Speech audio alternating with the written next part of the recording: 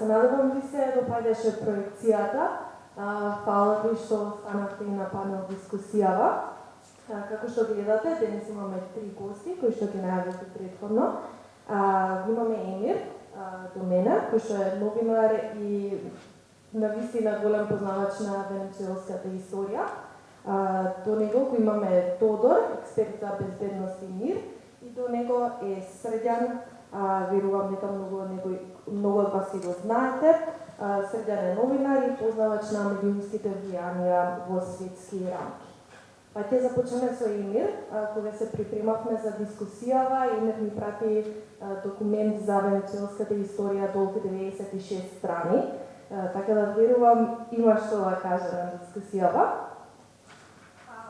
Ќе започнеме со моето прво прашање, да ви дадеме малце позадинска историја на ова што го гледате денес. Емир, дали ти може да ни опишеш политичката ситуација во Венецуела при доаѓањето на Чавес на власт? Добро вечер на сите. Фала ти на ова нескромно презентирање на тоа кој сум јас. Ќе започнам со тоа што ќе кажам дека Јужна Америка, знаеме сите, е предворје на Соединетите Американски држави, нон-стоп, значи од колонизацијата, па од американската независност во 18 век, па и натаму е некој вид на протекторат, тоа го знаеме и некои од познавачите, нели, добро може да објаснат, да ја простудира таа Монроова доктрина, која е најважна, во која Соединетите Американски држави на почетокот овозможуваат деколониализација, а после тоа и реколониализација од видна страна на Јужна Америка. Значи, никој од Европа не може да се меша во западната хемисфера, бидејќи тие се тие кои имаат главен збор тука.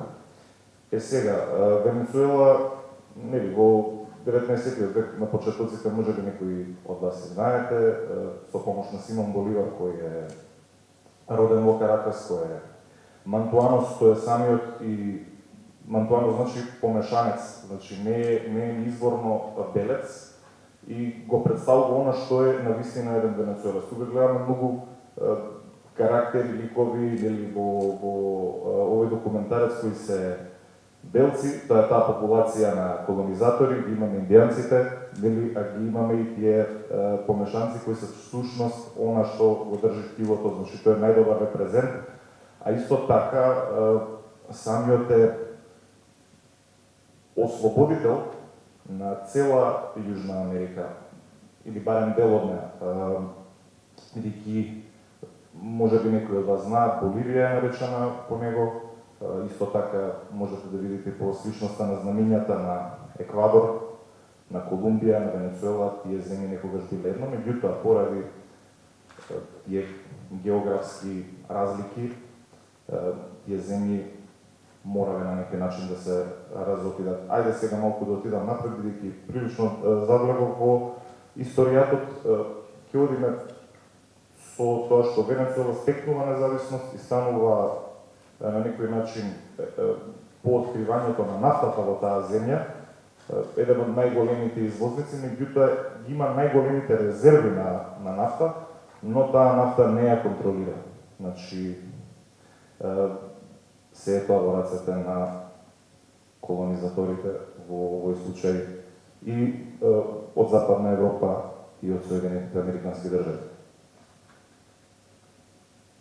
Овде можете да видите дека постои таа државна компанија,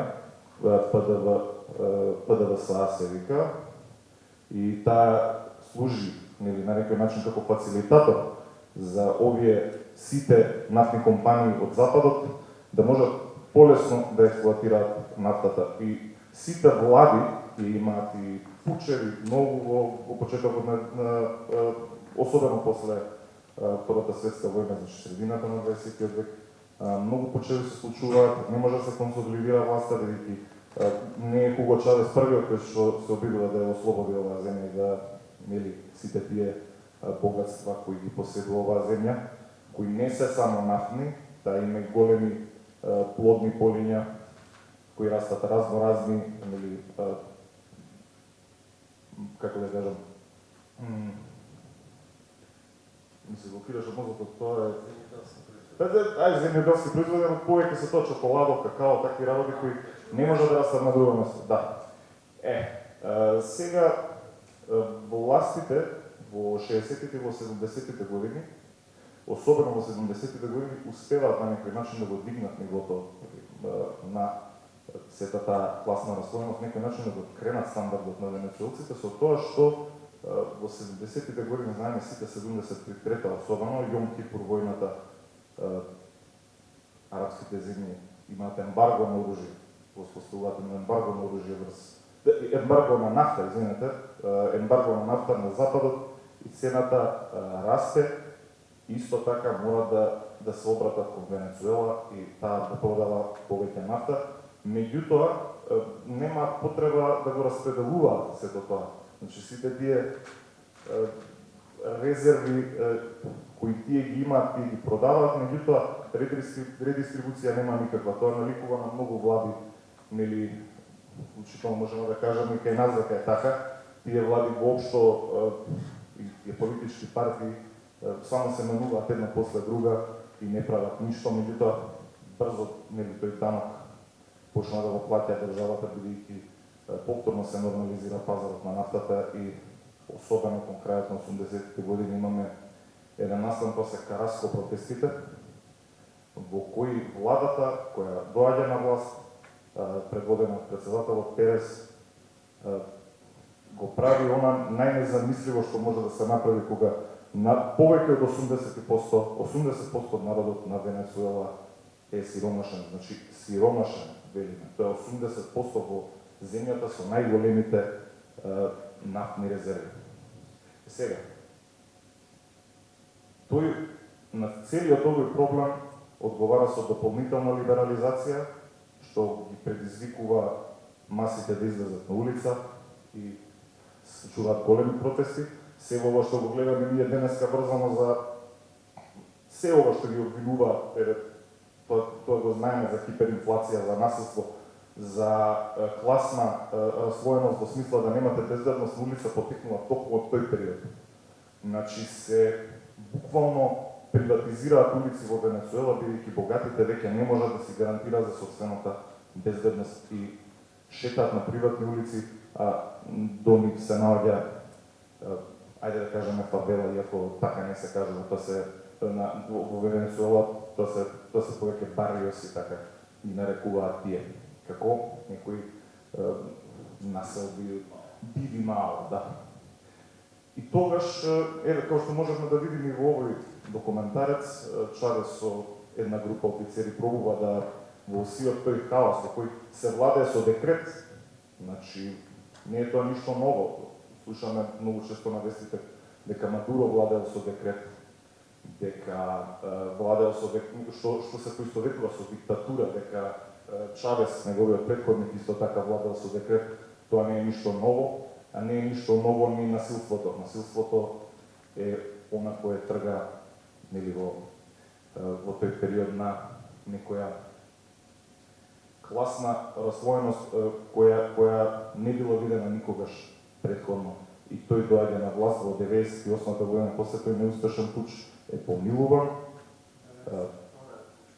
Пучата 92 година, тој успева да се представи на венецуелската јавност прв тогаш, со тоа што има испреговарано да се прекине пучот, во замена тој кога ќе заминува, нели, од сцената, која ќе кажува, која ќе ги смирува трупите да не продолжува, која ќе ги повика на сопирање на државниот удар заради тоа што, нели, не може да гарантира дека нема да има, дека мирно ќе се преведе владата, туку буквално ќе дошло до граѓанска војна, да. Да, и да се спречат жртви од цивили, да нема, сепак он не бе, извинува грешно. Добро, да, така. Сепак него му е целта да ги заштити граѓаните на Венецуела и затоа и впрочем и се обидува тој за пуч да го направи, да ги заштити од овие корумпирани елити Така. И 1998 успева да победи на изборите со тоа што прави големи ветувања дава дека Венецуела ќе стави конечно контрола врз нафтата, дека државата на некој начин ќе почне да се грижи за своите граѓани, особено за најзагрозените. Тие ги видовме тука, нивната љубов кон Чавез е неизмерна. Всушност, тоа се тие кои не војската, туку народот е тој кој го враќа Чавез на власт. Фала ти за овој одговор. Сега ни даде мала позадина историјата на се што се случувало до доаѓањето на Чавез на власт. Меѓутоа документарецот престанува од 2002, но Чавез продолжува да е председател, Венецуела се уште постои од 2024. Така да, кои беа долгорочните последици од обидот за државен удар во 2002, кој што сега го гледавме, врз политичката ситуација во Венецуела, како и мандатот на Чавез? Како што видовте сите, да, тој е популарен, се движи меѓу народот, прераспределува средства, меѓутоа кога удира на нафтата, тука настанува проблемот. И тој претходно ги критикува Соединетите американски држави за видовме за тоа е претпоставено од Афганистан беа тие снимки, да, 2001 година во октомври месец, мислам дека тоа е месец дена после 11 септември, секако и тука истиот месец почнува и интервенцијата на САД во Афганистан. Сега, кога удира на нафтата, тука е болката и тука меѓународната јавност, учувајќи ми и мене, бидејќи сум преку тие недиуми за жал во Македонија и натаму медиумскиот простор е таков што буквално се препишува вести од CNN, од BBC. Можевме да видиме и предходно или на документарецот, тоа се тие магнати. Главната медиумска куќа е филијала на CNN, дури за време на пучот во Венецуела било така. Можеме да предпоставиме кој стои позади тоа. И отпосле, тој успева да ја консолидира моќта и да на некој начин ја го преземе главниот ресурс на Венецуела во раците на народот и едно од долгорочните, можеби најдобрите показатели е дека заработката, стандардот на 80% венецуелци, најсиромашниот слој, пораснал за 3 пати. Иако мораме да нагласиме дека санкциите почнуваат многу рано. Таа држава се соочува со хиперинфлација, се соочува со секаков вид на блокади кои можат да се наметнат, но тие не се толку агресивни во почетокот и се уште американците се надеваат дека некој ќе може да го сруши него, па се распишуваат референдуми, бидејќи тој прогласува и нов устав, тоа заборав да го напоменам, има напишано нов устав 1999 година, според кој државата да менува името од Република Венецуела во Боливаријанска Република Венецуела. Многу зборувам, меѓутоа, ајде ќе се обидам да бидам по-концизен. Она што е најважно е дека неговото наследство е тоа кој ни овозможува да знаеме, да бидеме свесни дека постои надеж, иако се е свртано против вас. Секако не се сите земји така моќни како Венецуела да можат да на некој начин преку својата нафта да заработуваат и да екзистираат, меѓутоа дава голема надеж кога видиме дека се е против вас, дури војската, мокниците, дека доколку имате поддршка во народот, доколку народот е со вас, доколку навистина да сака, вие ќе се вратите. И дури да не се вратите, идејата ќе продолжи, идејата е тука, идејата е таа која ќе ја одведе државата понатаму и општеството се. Еве видовме и во филмот дека подпредседателот се криеше во кубанската амбасада. Мислам, зборуваме повеќе за внатрешната ситуација во Венецуела во тој момент. Ајде да ги гледаме работите малце на глобално ниво, како пучот влијаеше на надворешната политика на Венецуела, со со други социјалистички и неврзани нации. Битно е да се каже дека после Венецуела, после овој пуч, не значи доаѓањето на власт 1990, но после неуспешниот пуч многу нации се охрабруваа. Тука ќе ги спомнеме, вака редоследно ќе ги спомнам. Од 2003 година имаме Лула да Силва, Нестор Кирхнер, значи Лула да Силва, председателот на Бразил, па го имаме Кирхнер на Аргентина. Па се до, значи, сите земји, исклучок Панама, до Мексико, кој еве и сега, од 2018-2024, повторно има втор мандат на председател кој е од партија која го следи тој курс на социјализам на 21. век. Да ја спомнам и Колумбија, тоа е, нели, знаеме сите дека е главниот центарот, хабот на Соединетите Американски држави во Латинска Америка. Од, тука го имаме и Ево Моралес, дури во Парагвај 4 години на власт е Фернандо Луго, кој е симнат преку некако изгласување на доверба. Го имаме Мануел Зелаја во Хондурас, која е исто така на многу тврда десничарска земја, која е симнат со пуч. Исто така и владата на Моралес е симната со пуч, меѓутоа повторно се враќа преку избори.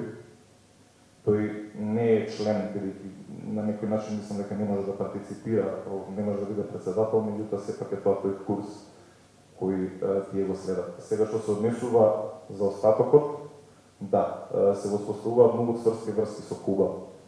Куба е таа која својата медицина по која е позната, почнува да ја преку сета оваа мрежа која создава Хуго Чавес создава и две организации, едната е политичка, другата е економска, значи Алба и УНАСУР. Алба е малку по така боливаријанска идеолошка, а УНАСУР е малку повеќе налик на Европската унија. Сега е суспендирана бидејќи има еден бран на повратот, значи некој релапс на капитализмот, меѓутоа сепак тие во некои држави се враќаат на власт.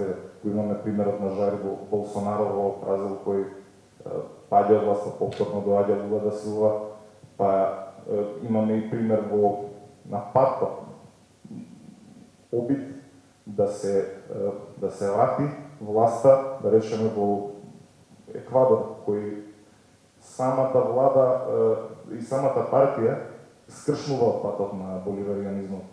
Имаме и такви примери, за жал.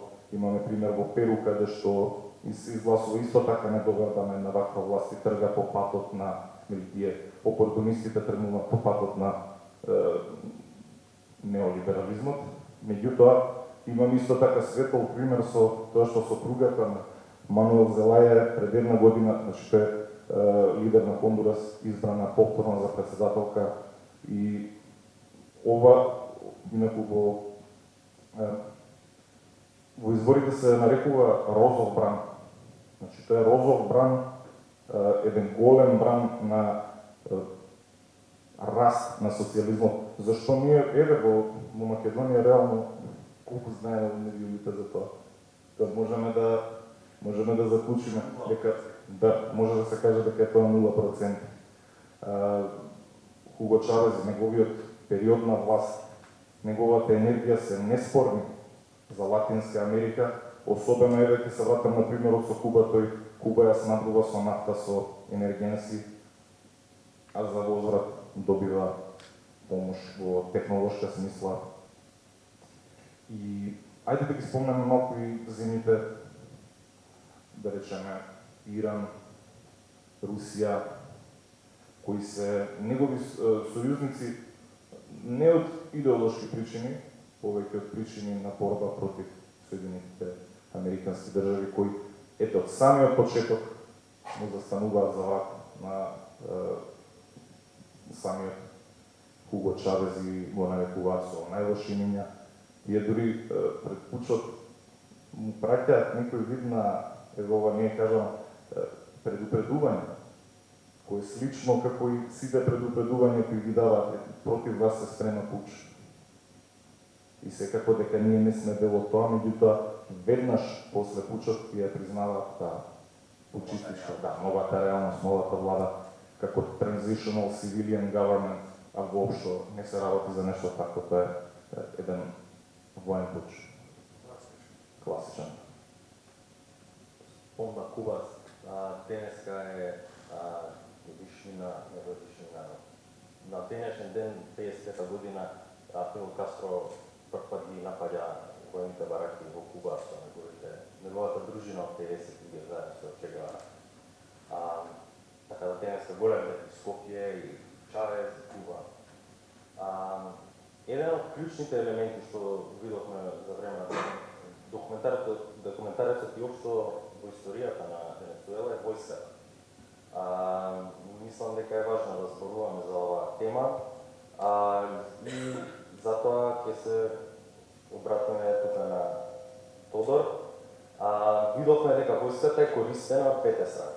Значи, и Чавес го поддржа дел војската, но и пучистите, кармалистите имаат свој дел. Зошто војската не го поддржа Чавес целосно? Добро вечер на сите прво. Па видете, во основа војската е поделена како и општеството. Чавез добива поддршка од обичните војници, од ниските официри, но големите генерали и адмирали застануваат во интерес на крупниот капитал, што е очекувано. Они се впрочем робови на крупниот капитал и на империалистите. Но тука имаме и друга, може и од друга перспектива да се гледа на работата, бидејќи дел од војската, морат како што спомна Емир, дека има во време на Чавес почнува таа голема соработка на Куба и Венецуела. И војската практично со децени од Америка, од СИА, од сите тие структури е учена и е тренирана и на секакви начини се бори против секакви социјалистички левичарски движења.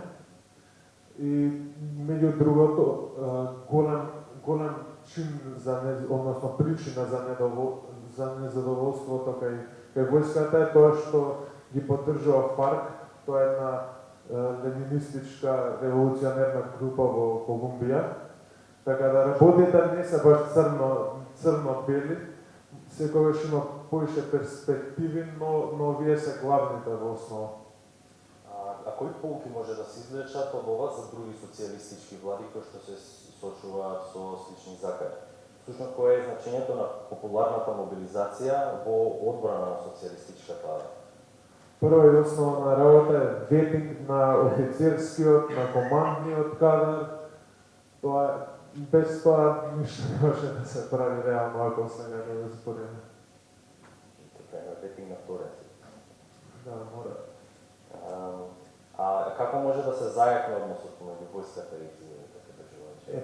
Вака, видете, во основа војската како институција е засебна од општеството, навидно, бидејќи има своја култура, свој начин на функционирање кој е строго одреден хиерархиски и народот во овие модерни услови е исклучен од тие процеси и ја гледа како некоја страна институција, некако како дел на себе, некако институција која треба да го штити него, државата, да биде гарант на суверенитетот и просперитетот на народот, кој нели политиките и владата го носат, но најчесто не е така.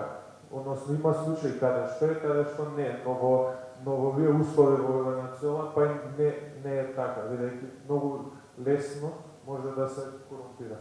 Мора да се држи војската под контрола, но и да има мерки каде што заедно ќе делуваат, примерот акции заеднички за пошумување, да се врати војниот род, каде што директно ќе учествуваат граѓаните и ќе бидат дел од војската. Војската ќе ја чувствуваат како своја. втор елемент кој што беше често, кој што е многу важен општо во случај за Венецуела, кратко Енри говореше за тоа, се небивните. Сега ќе упатаме едно прашање кон Срđан и конкретно за небивните во Венецуела, но слободно и пошироко да ни дадете еден поширок одговор на светски рамки. Како овој филм ја открива улогата на медиумите во обликувањето на јавното мислење како Чавес? Благодарам. Благодарам што поканите, благодарам што сте тука. Овој документарен беше практично и документарен филм за медиумите во Венецуела. Интересна работа е, пријател ми каже дека прв го гледа овој филм во 2008 година и вели тоа беше зачетокот на левичарството во Македонија. Значи, има историска улога овој документарец во Македонија, се разбира стикува на страните во Венецуела. Sad ja Чавес, tako imam подготвено на негов цитат, вели овој државен удар немаше да биде возможен доколку не постоја медиумите. Нели тоа дури звучи оксиморонски, ние знаеме дека наводно, нели медиумите се тука да кажуваат истината, да ни ја кажуваат фактичката состојба во општеството и така нататък. Сега не знам колку знаете, јас ќе ме разочарам, јас и едни сме инсайдери и кажат тоа не е точно, ни во Македонија никаде во светот не е точно. Сигурни ли сте за овие информации што сега да ги? Апсолутно сме сигурни. Еве сега подготвив тука и една отпечаток еден абстракт кој го сработиле двајца професори од универзитетот во Ерфурт во Германија, значи како што доаѓа, тоа е битно, а тој го каже, мислам, Немер, како што доаѓа Чавес на власт, така и медиумите веќе почнуваат да готват еден тивок, да готват водата во која се наоѓа жабата, нели, за да тоа резултира со еден пуч. Малку подосна, неколку години подосна, така, од која доаѓаат на власт, ако не се лажат, и ја готват и тоа кулминира со неговата желба, нели, да тој да го трансформира начинот на кој се продава нафтата и како се распределуваат средствата, нели, таа државна компанија која фактички не е државна, тој да ја реформира. И кога тоа се случува, нели, него се случува пуч и еве ги сега германците значи велат дека земале значи направиле едно истражување за тоа како медиумите информирале за Венецуела. Значи ова не се само венецуелските медиуми, збориме странските медиуми како информираат за Венецуела. Малку подоцна ќе се вратиме на венецуелските медиуми. И тој вели вака, земен е период од 15 години, а со истражувањето се опфатени најтиражните вестници и восстановен е дека бил повторен и телевизија се разбира, и восстановен е дека е повторен добро познатиот метод за информирање од странство, што подразбира лимитиран избор на теми, значи ќе ви информираме за тоа што ние сакаме за Венецуела. Потоа конфликтно ориентирани текстови, значи текстови кои се откриваат големи проблеми, големи разлики во општеството и така натака, негативност и големо влијание на странските агенции, што значи дека странските агенции, тоа се три во светот, кои што го формираат практично јавното мислење, глобалното јавно мислење за сите горе-доле земји. И германските медиуми, значи ова сега е конкретно за нив, го портретира Чавес крајно негативно и го представиле пред јавноста како државник кој е конфликтен и предодреден за кризи. Професорите потенцираат дека само 17%, значи пазете сега, од сите текстови за Венецуела се напишани од репортери на лице место, значи, а сите останато се напишани по десковите на редакциите во Германија. Значи, вие седите во Берлин, во Минхен или во Скопје, и ви стига агенцијска вест, пред некој ден стигна вест агенцијска име, не знам дали ја виде, во која се вели дека венецуелците масовно раскинуваат врските, бидејќи економската состојба е многу лоша. Такви работи се случуваат и тоа беше пренесено. Само да напоменеме, извини. Цело време се зборува за таа лоша ситуација, никогаш не се кажува ни збор за санкциите кои се 16 години наметнати на оваа држава. Значи, тоа е држава која е под бруталните санкции никогаш не биле покрвави, а хиперинфлација имале некои 4-5 години, тоа мораме да го спомнеме. Апсолутно, да, значи, економската состојба никој неа, сите знаеме дека економската состојба на цела е лоша, но не е лоша поради политиката на владата на Чавес и сега на Николас Мадуро, туку поради меѓународни санкции наметнати пред се во прв од Соединетите американски држави.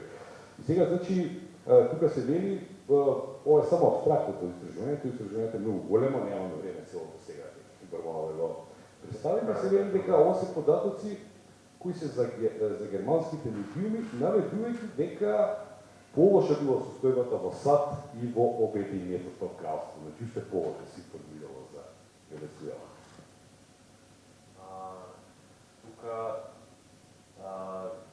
може да мислам дека го одговорите прашање, ама кои алати ги користат медиумите во корист на почистите конкретно во... Пример, видите, алатот е многу едноставен и тој алат и во Македонија се потребува, тоа представниците на левица најмо ќе го кажат.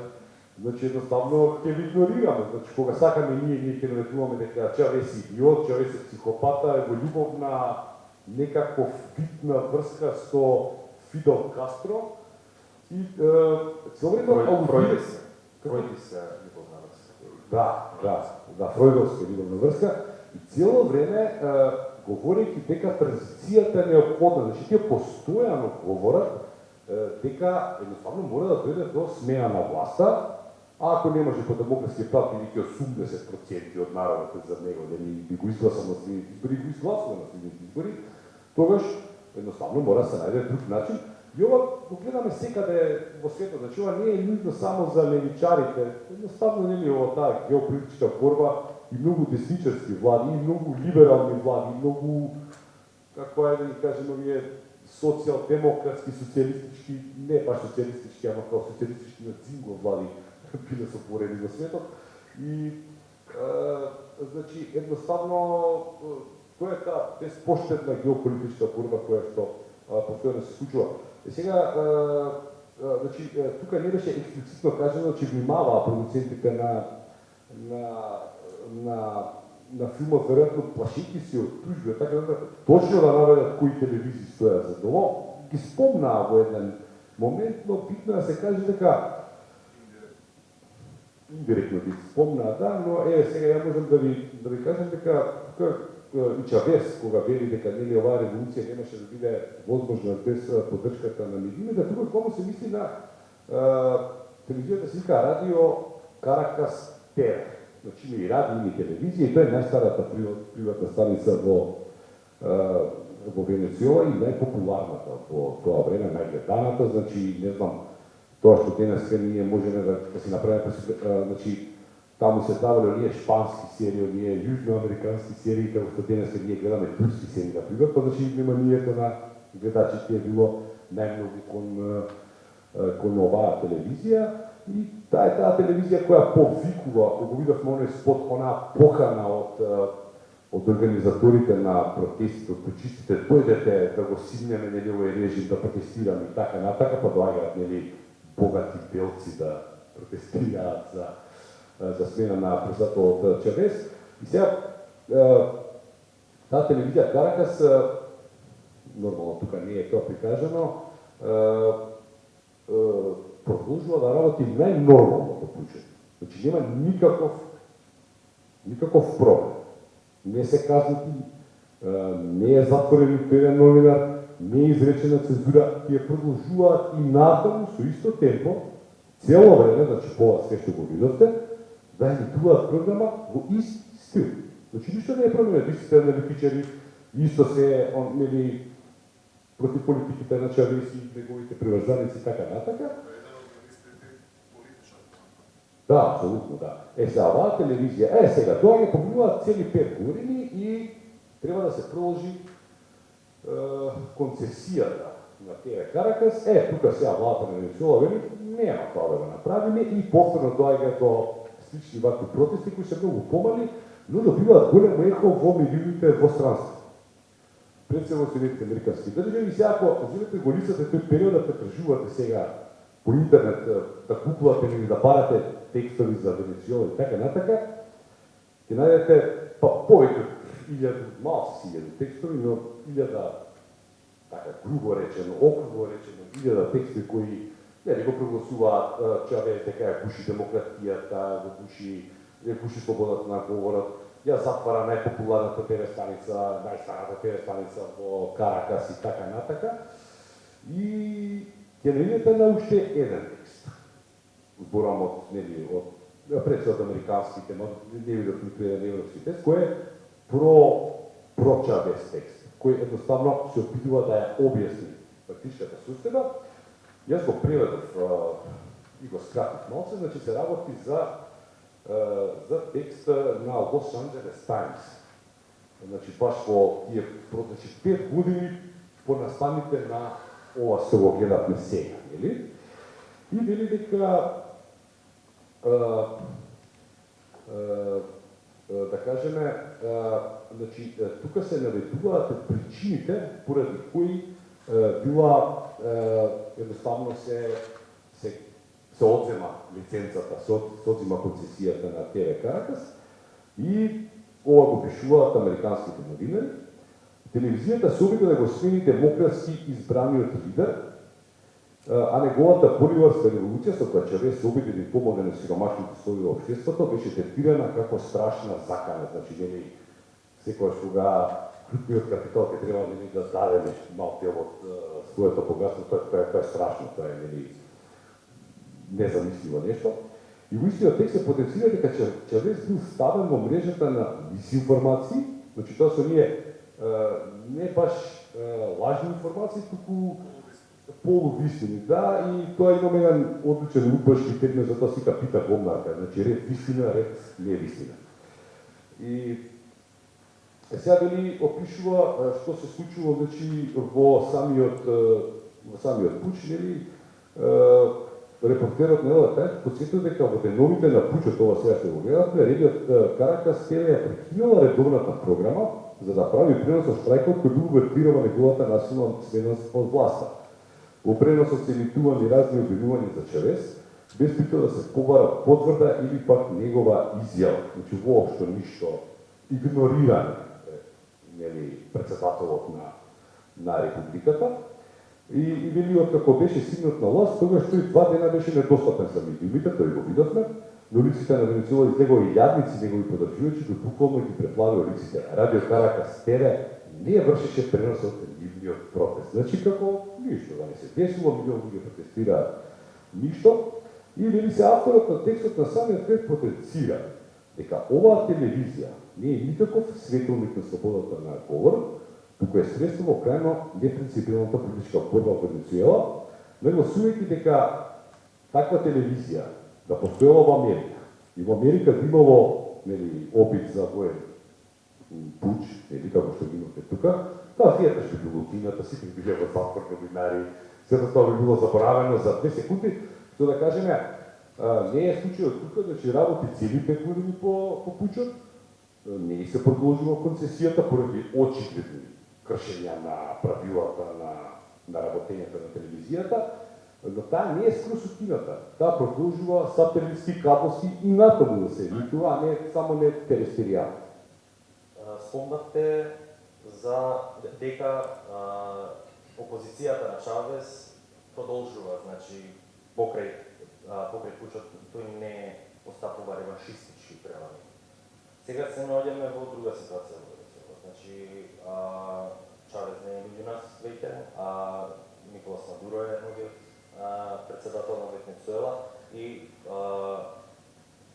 скоро и тој се соочи со сличен ваков некој напад. Дали ова прашање го поставам на целиот панел слободно, кој сака да го фати микрофонот, дали се ова истите противници и како изгледаше предизвикот на Мадуро?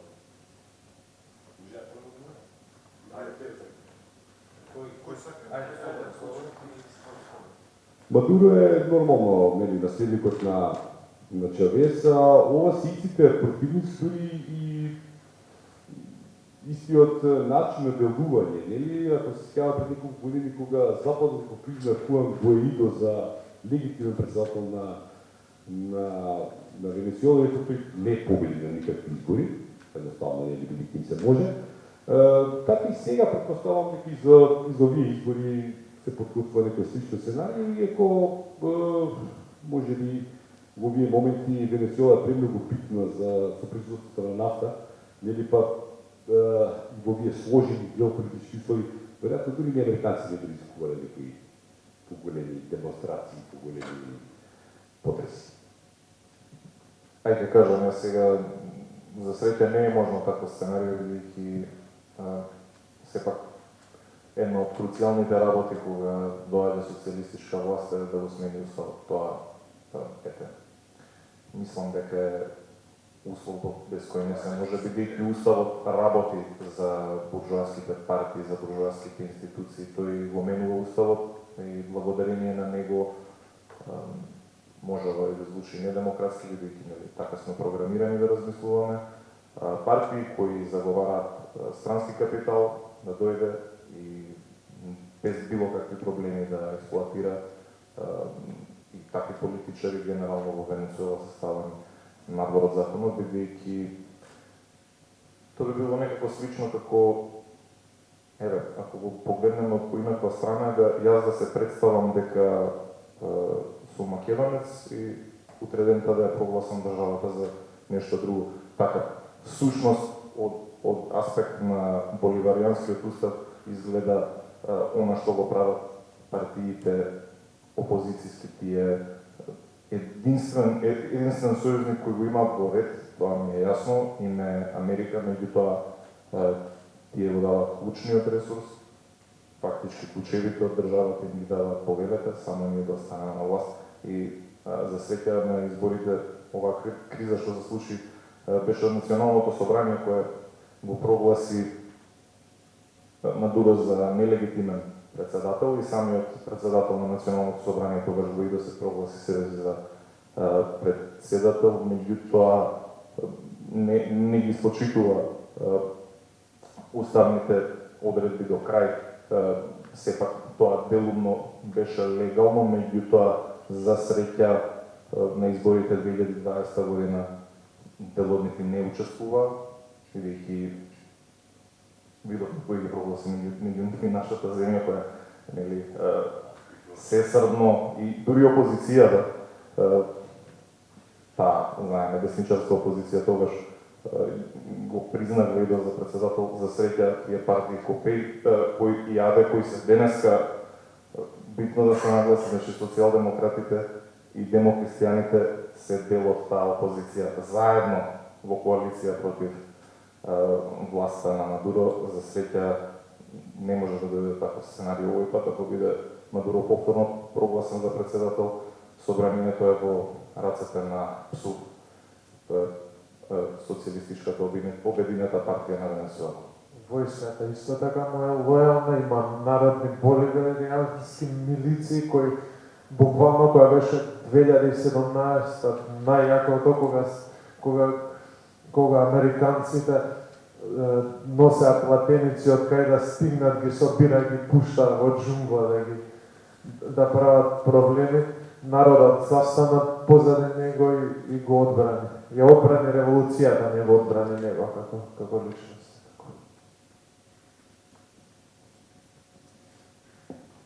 Ви благодарам што бевте дел од дискусијава, ама еве пред да завршиме, дали има прашања и коментари од публика? Гледам некој.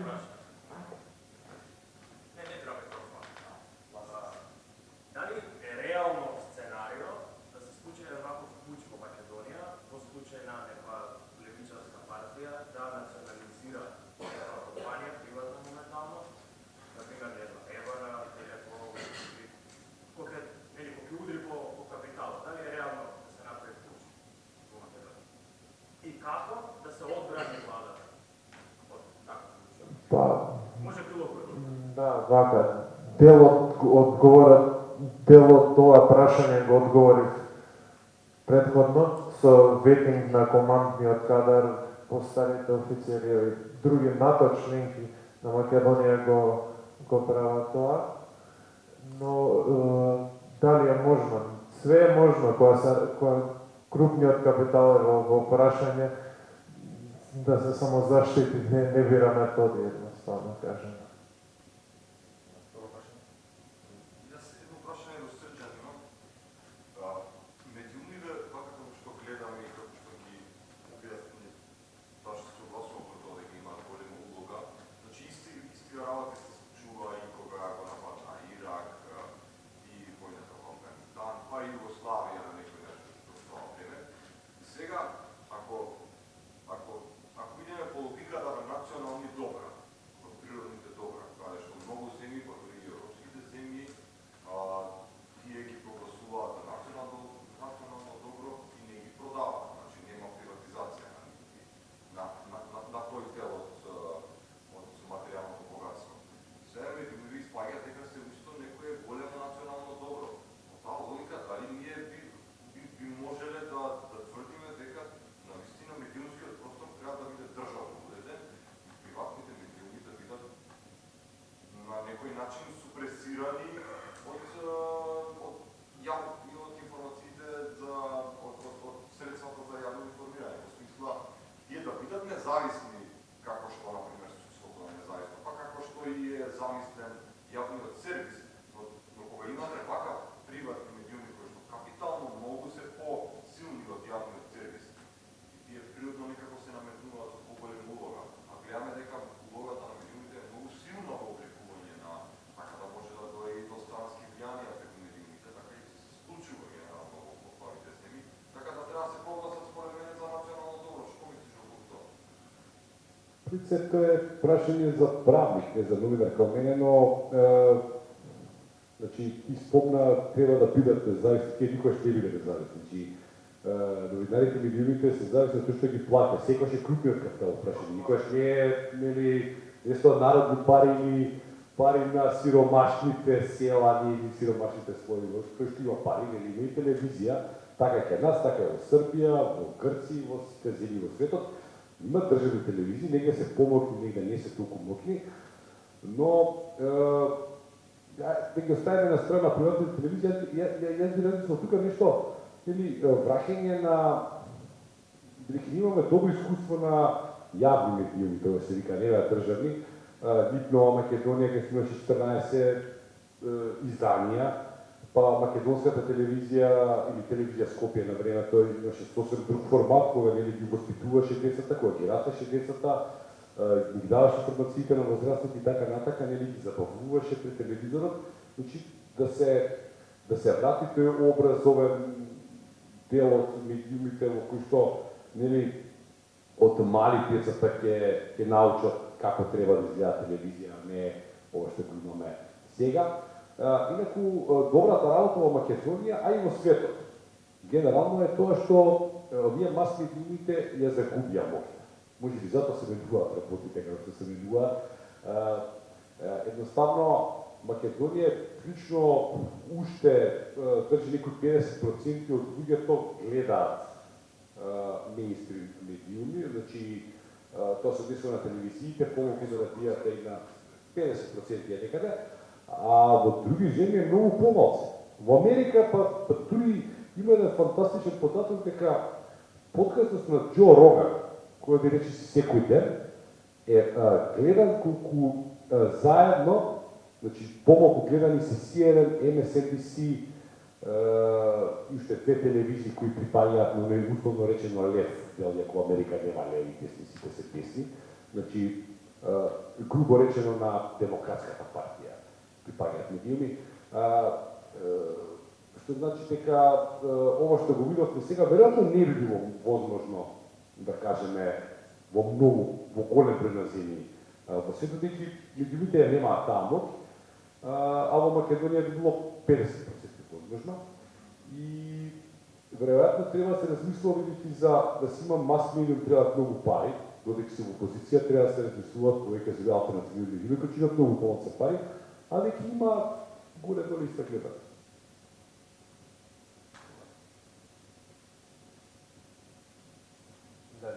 Дали има уште некој прашање?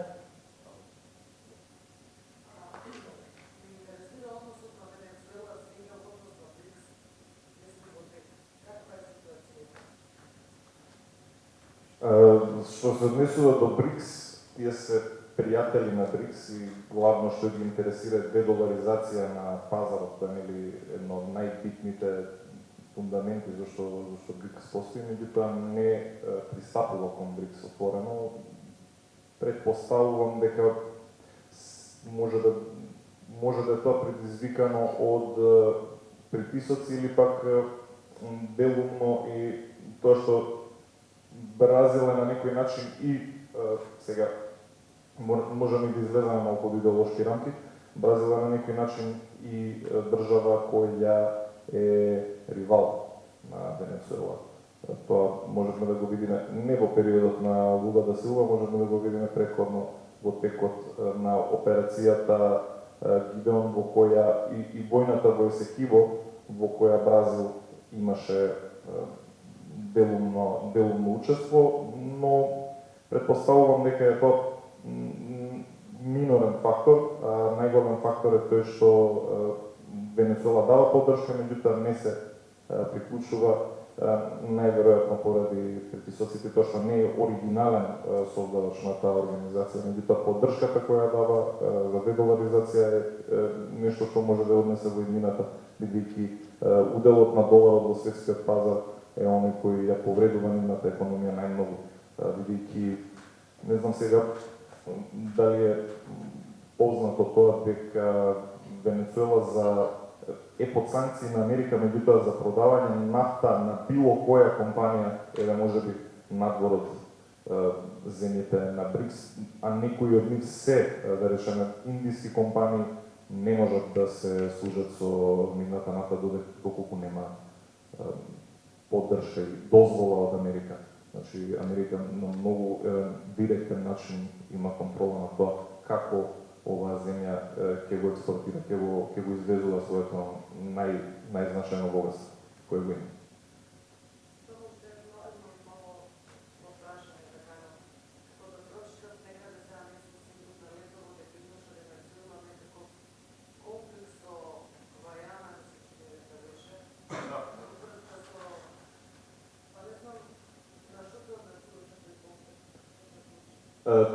Тоа е една област која припаѓа на Венецуела. Сега да не звучам како пропагатор на Венецуела, само е нели случајно сум повикан тука, истражив теми одредени на ова. Област Есекибо се наоѓа во Гвајана, меѓутоа по поделбата на колониите во тоа време, тоа е период крај на 19 век, мислам дека кога Британија се повлекува од тој регион. Реката која протекува тука е Есекибо, тоа е земја на истокот на Венецуела и мислам дека 2/3 од целата држава припаѓа на областа врз која Венецуела има барање, бидејќи областа Есекибо е таа која припаѓа моментално на Гвајана. Реката протекува среде Гвајана, има две страни. Едната страна Венецуела не ја бара, меѓутоа ова која нели се граничи, значи западна Гвајана, тоест област Есекибо е преку арбитража која е направена во Хаг 1899 година од страна на големите сили тогаш колонизаторски, доделена на Велика Британија наместо на Венецуела. Венецуела од тогаш, значи ова не е нов конфликт, ова е старо прашање. Во сите мапи на Венецуела постари можете да видите областа, меѓутоа со време или тие се откажуваат од таа територија, но сега доаѓа времето кога ја барат повторно назад и се актуализира ова прашање. Можно да дојде до воен конфликт, не знам, никој тоа не може да го знае. Предпоставувам што можеме да очекуваме, но ќе очекуваме дека Венецуела нема да ја врати оваа територија. Преку референдум е одлучено дека таа територија припаѓа на Венецуела, моментално на сите мапи во Венецуела можете да ја видите. Некој друго прашање? Доколку нема, јас би завршил денешниот настан. Ви благодарам на сите што останавте тука и за филмот и за панел дискусијата. следете Ленка на Instagram, на Facebook, на TikTok, добар контент постираме. И се надевам извлековте некои поуки од дискусијата и од филмот.